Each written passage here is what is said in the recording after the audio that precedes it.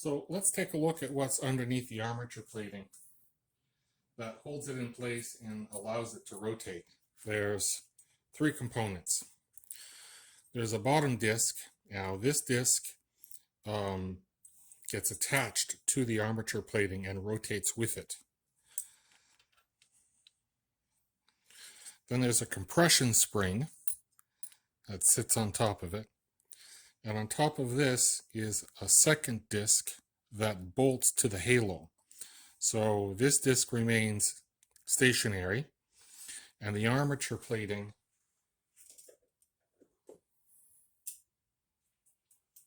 bolts to the lower disc using one bolt that goes right through the coils, and the other one is through the plate.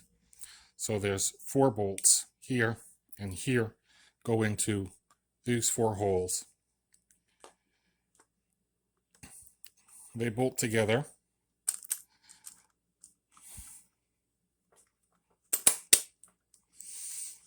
And that would allow this to rotate back and forth. So when we're putting these together, it's important to put a lot of grease. I'll be using white lithium grease on this top surface so that it will slide against the plate, as well as grease where the compression spring and the bottom plate interact so that these rotate back and forth without difficulty. So we'll be installing this, and then we'll start beginning to build the components of this plate.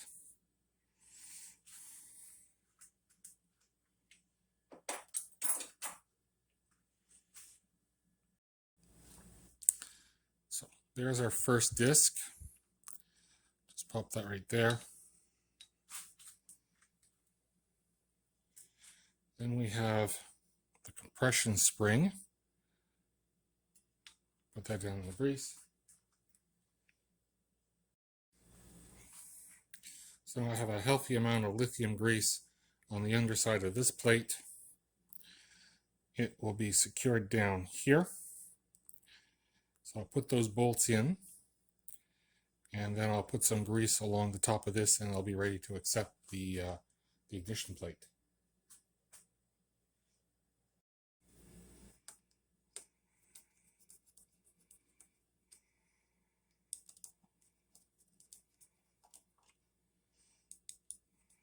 Got a little bit of Loctite for good measure. I don't expect to have to be removing this plate again.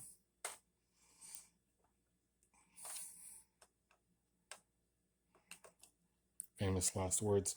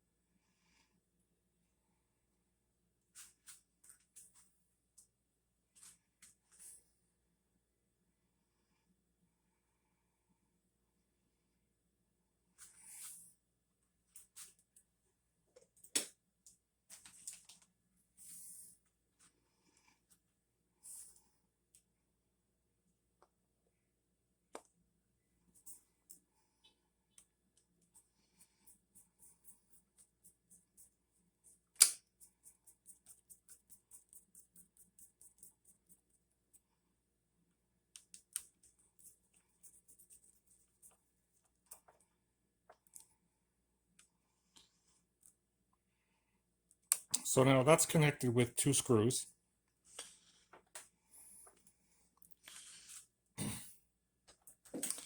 And my intention is to put in my points and adjust their timing, and then remove this plate to put on the other components, as well as the throttle cam and the throttle handle, because those are a little bit difficult to screw on from underneath, and it'll be easier for me to put the capacitor and to adjust the coils with the unit on the bench. And this way, with less stuff cluttered, it'll be a little bit easier for me to check my point gap and my timing. I'm planning on making use of the timing marks that are available on this plate and on the flywheel with an ohm meter to check timing. So we'll do that together next. I have a new set of points. They are going to need to be filed a little bit and adjusted, and we'll do that next. We'll do one set of points at a time and get them set and adjusted.